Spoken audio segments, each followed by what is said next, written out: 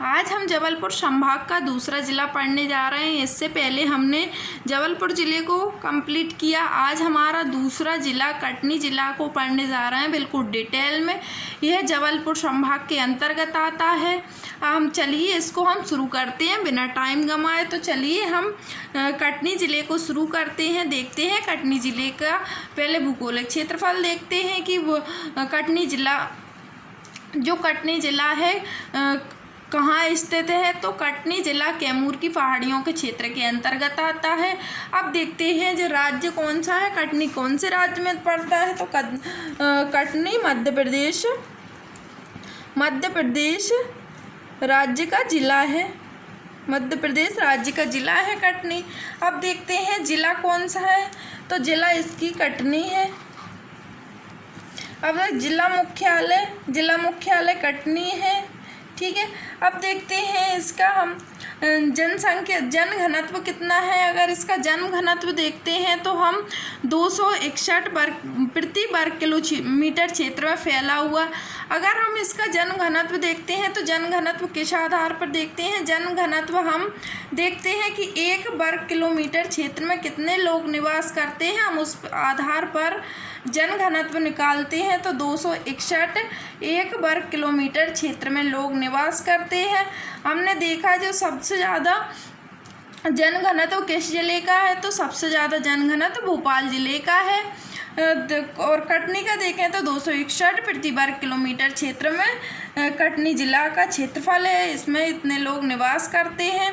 अब देखते हैं इसमें हम साक्षरता दर कितनी है। तो कटनी की साक्षरता दर 71.98%। कटनी ज़िले की साक्षरता दर महिला एवं पुरुष दोनों को मिलाकर कुल साक्षरता दर है। इसमें हमने अलग अलग करके नहीं बताया। इसमें महिला और पुरुषों की दोनों की साक्षरता दर इतनी है। अब देखते हैं कटनी ज़िले में और क्या है। कटनी ज़िले का अगर हम क्षेत्रफल देखें तो कटनी ज़िले का क्षेत्रफल 10,25,048 इसका क्षेत्रफल है।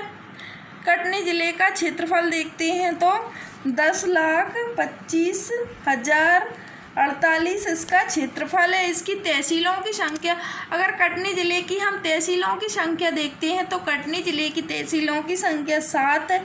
और 7 तहसीलें कौन कौन सी हैं। तो मुडवारा इसकी तहसील है, मुडवारा इसकी तहसील है, बरही इसकी तहसील है, बडवारा इसकी तहसील है, डीमरखेड़ी इसकी तहसील है और एक और कौन सी, रीठी इसकी तहसील है, कटनी खुद तहसील है और विजय राघवगढ़ इसकी तहसील है और बहोरी बंद है इसकी वो भी तहसील है। अगर विकास खंड देखते हैं तो विकास खंड बहोरी बंद इसका विकास खंड है, विजय राघवगढ़ इसका विकास खंड है, रोटी विकास खंड है और कौन सा बड़ा वारा इसका विकास खंड है और खुद कटनी विकास खंड है। अगर इसका लिंगानुपात देखते हैं तो इसका कटनी का लिंगानुपात देखते हैं हम 2011 की जनगणना के अनुसार हम कटनी का लिंगानुपात देखते हैं तो 2011 की जनगणना के अनुसार कटनी का लिंगानुपात 952 है। इसको हम किस प्रकार निकालते हैं, मैंने जितने भी ज़िले वाइज सीरीज कराई उसमें आपको निकालना बताया है कि हम लिंगानुपात किस प्रकार निकालते हैं। तो कटनी का लिंगानुपात देखते हैं तो 952 952 इसका लिंगानुपात है। तो यह लिंगानुपात हम प्रति 1000 पुरुषों पर निकालते हैं। अगर प्रति 1000 पुरुषों पर लिंगानुपात निकालते हैं, यह 2011 के आंकड़ों के अनुसार जो हमारी जनगणना होती है 10 वर्षों के अंतराल में होती है। अब 2021 में होनी है जनगणना, तो अभी हुई नहीं है। तो इसलिए हम 2011 के आंकड़ों के अनुसार ही देखेंगे। इसमें 952 महिलाओं पर 1000 पुरुष हैं। मतलब जब 1000 पुरुष जन्म लेंगे वहाँ 952 ही महिलाएं जन्म लेंगी। और यह कटनी कौन से संभाग के अंतर्गत आता है। तो कटनी जबलपुर संभाग के अंतर्गत आने वाला जिला है। अब देखते हैं कटनी कटनी अलग राज्य कब बना? तो कटनी 25 मई 1998 में कटनी जबलपुर जिले से अलग होकर जबलपुर संभाग से अलग होकर एक नया जिला बना। और इसे जिला कौन सी समिति के दौरान बनाया गया? तो कटनी जिले को जिला BR दुबे समिति के अंतर्गत इसे बनाया गया, क्योंकि जब हमारे ज़िलों का गठन हुआ था कई समितियों के अंतर्गत हमारे जो मध्य प्रदेश के ज़िलों का गठन हुआ था। तो हम जो कटनी ज़िला कौन सी समिति के अंतर्गत आता है? तो कटनी BR दुबे समिति के अंतर्गत इसे जिला घोषित किया गया था। और आपसे पूछा जाए कटनी जिला किस संभाग से अलग किया गया? तो कटनी जिला 25 मई 1998 में कटनी जबलपुर से अलग करके एक नया जिला बनाया गया था। अब देखते हैं इसमें जो जंक्शन वैगन यार्ड से वृत्ताकार मोड जैसा है, इस कारण इसका नाम मुंडवारा इसका नाम रखा गया है। और कटनी का पुराना नाम ही मुंडवारा है। और इसे कटनी को किस नाम से जाना जाता है? तो कटनी को चूना नगरी के नाम से जाना जाता है। और चूना नगरी को किस आधार पर जाना जाता है? चूना नगरी के नाम से इसलिए जाना जाता है क्योंकि कटनी ज़िले में अत्यधिक चूना उत्पादन होता है, जिससे पेंट किया जाता है। हाई क्वालिटी का चूना पत्थर पाया जाता है, इस कारण इसे कटनी को चूना नगरी भी कहा जाता है। यह बहुत ही प्रसिद्ध चूना है। ये मतलब इसकी पुताई में काम आता है। यह चूना पुताई में काम आता है। यह कटनी ज़िले में सर्वाधिक पाया जाता है, इस कारण कटनी को चूना नगरी के नाम से भी जाना जाता है। अब देखते हैं और क्या है। कटनी की जो कटनी का सेंट्रल पॉइंट ऑफ इंडिया, जो कटनी को सेंट्रल पॉइंट ऑफ इंडिया कहा जाता है, क्योंकि सेंट्रल पॉइंट ऑफ इंडिया किस लिए कहा जाता है? क्योंकि यह भारत का केंद्र बिंदु माना जाता है। कटनी को भारत का केंद्र बिंदु माना जाता है। अब जो मतलब जब भारत का अविभाजन के समय कटनी अब मध्य प्रदेश जो भारत का केंद्र बिंदु सेंट्रल पॉइंट ऑफ इंडिया किसे कहा जाता है? तो अगर क्वेश्चन आपसे पूछे कि सेंट्रल पॉइंट ऑफ इंडिया किसे कहा जाता है, तो central point of India Katni को कहा जाता है। अब देखते हैं इसके प्रमुख जलप्रपात कौन से हैं। जैसे घोघरा नर्सरी जलप्रपात, यह भी कटनी ज़िले में स्थित है और बहुत ही प्रसिद्ध जलप्रपात है। छोटा है परंतु बहुत खूबसूरत है।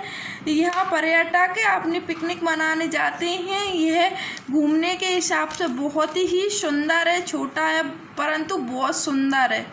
बासुदा झरना भी ये बहुत खूबसूरत है। यह भी कटनी ज़िले में स्थित है। यह एक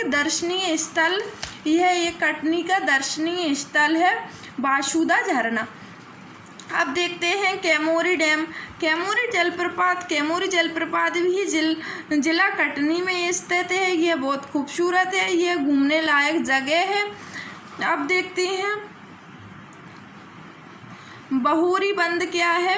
बहूरी जलप्रपात या बहूरी जलाशय कटनी ज़िले में ही यह भी कटनी ज़िले में स्थित है।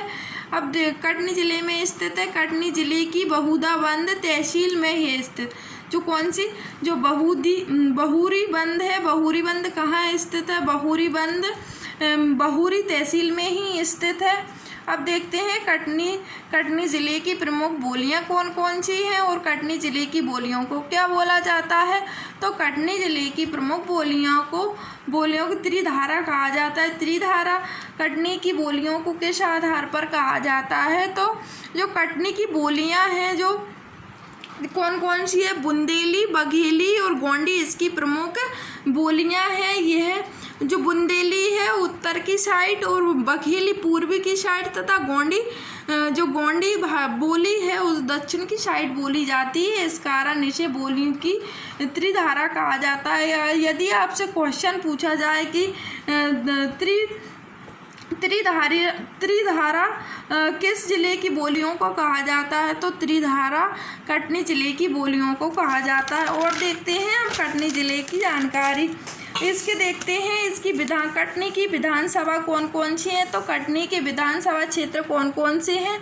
तो कटनी के विधानसभा क्षेत्र बड़वारा, विजय राघव घाट, मुंडवारा और बहुरीबंद इसकी प्रमुख विधानसभा क्षेत्र हैं। कौन कौन से? 4 विधानसभा क्षेत्र हैं इसके कटनी जिले के।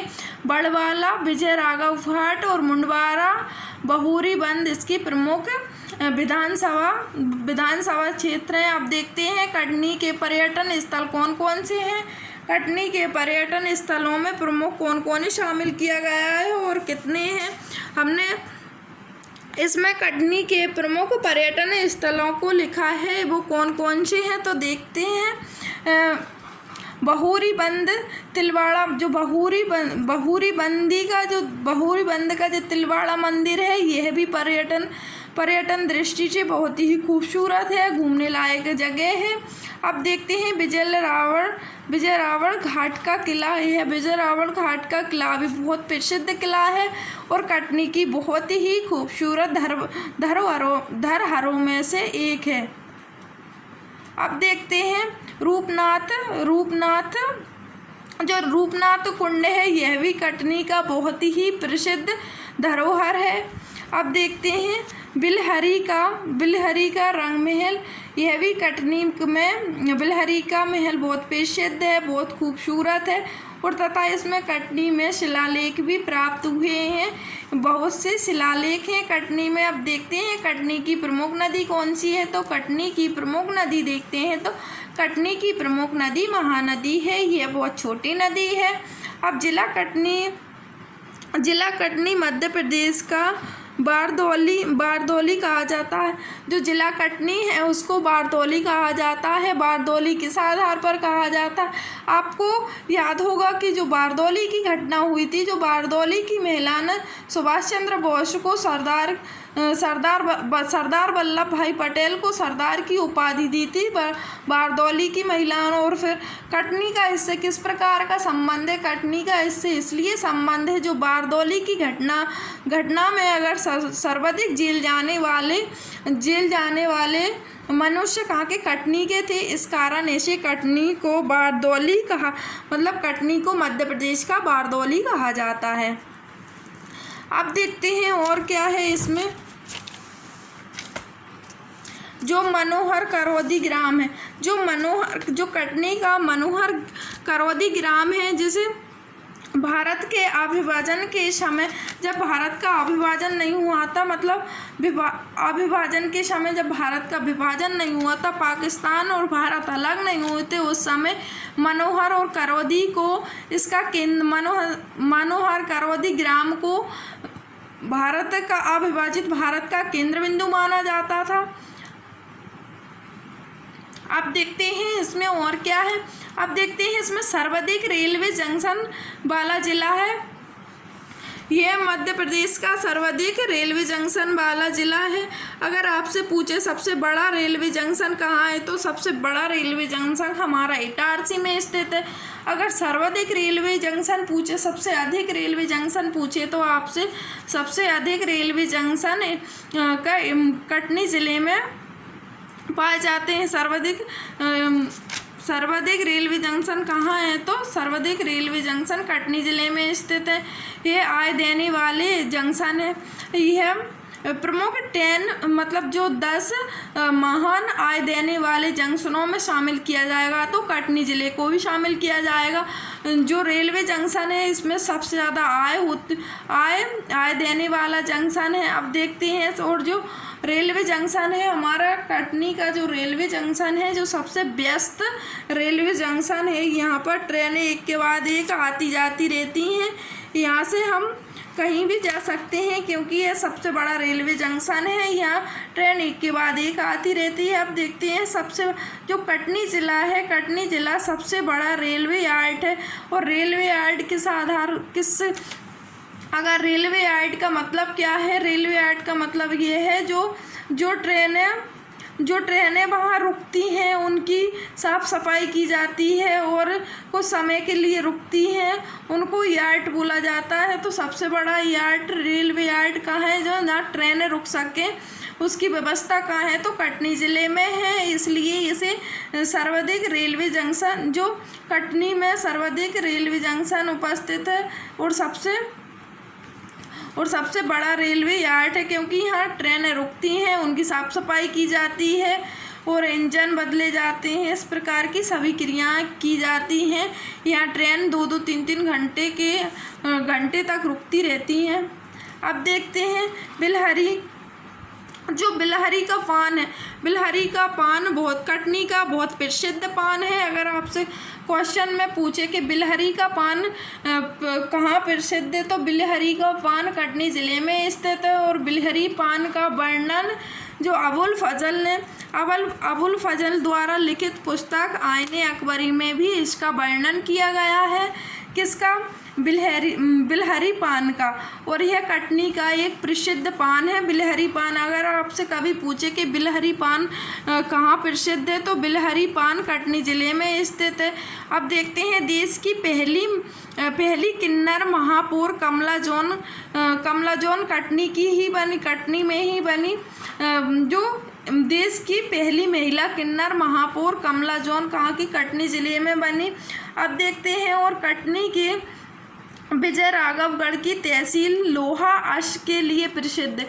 जो कटनी ज़िले की विजय राघवगढ़ की जो तहसील है काहे के लिए प्रसिद्ध है? अगर आपसे पूछा जाए जो कटनी की विजय राघवगढ़ तहसील काहे के लिए प्रसिद्ध है, तो यह लोहा अश्क के लिए प्रसिद्ध है। अब देखते हैं कटनी के विजय राघवगढ़ के किले का निर्माण किसने कराया? तो जो कटनी ज़िले के विजय राघवगढ़ के प्रसिद्ध किले का निर्माण किसने करवाया? तो इस किले का निर्माण प्रयागराज द्वारा इसका निर्माण कराया गया था। यह बहुत ही प्रसिद्ध किला है कटनी का। अब देखते हैं कटनी में और क्या है। कटनी में पर्यटन स्थल तिगवा का विष्णु मंदिर और रूपनाथ धाम स्थित हैं। अगर कटनी में हम पर्यटक स्थल देखते हैं तो पर्यटक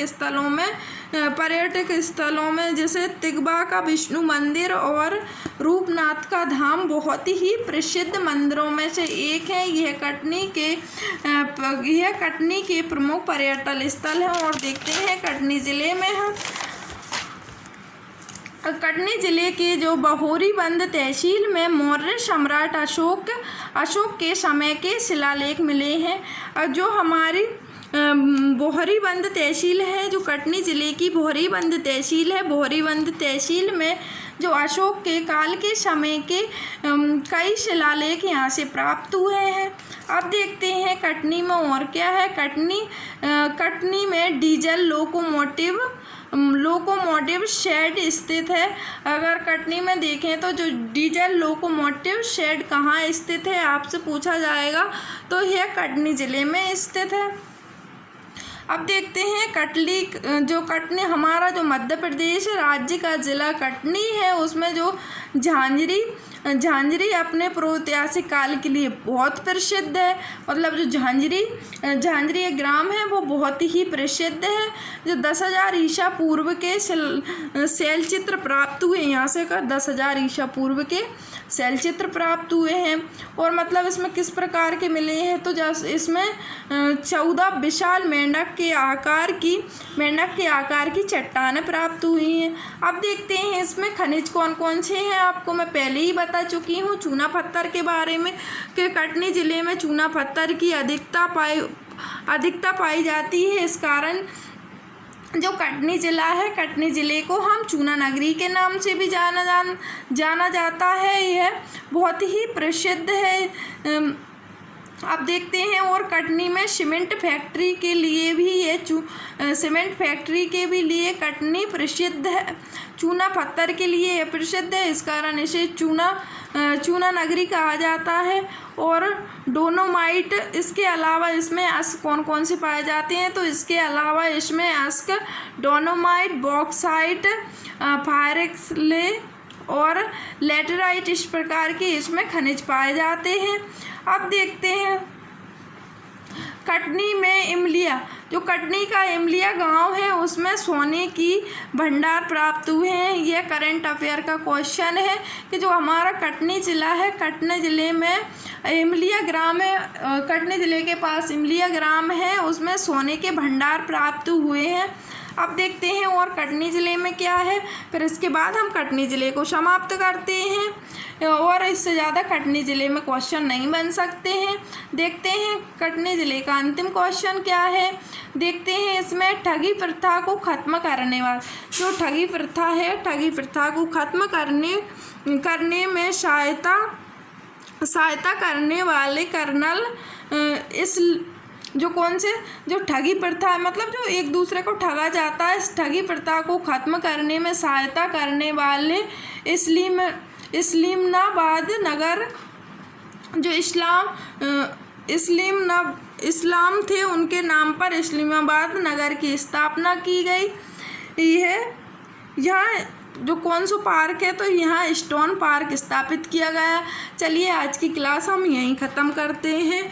थैंक यू सो मच। अगर आपको इस प्रकार की वीडियो अच्छी लग रही हैं तो हमारे चैनल को लाइक करें, सब्सक्राइब करें और चैनल को शेयर करें और नोटिफिकेशन ऑन रखें, जिससे मैं जब भी वीडियो डालूं आपके पास नोटिफिकेशन पहुंच जाए और आप मेरी वीडियो को देख सकें। Thank you so much.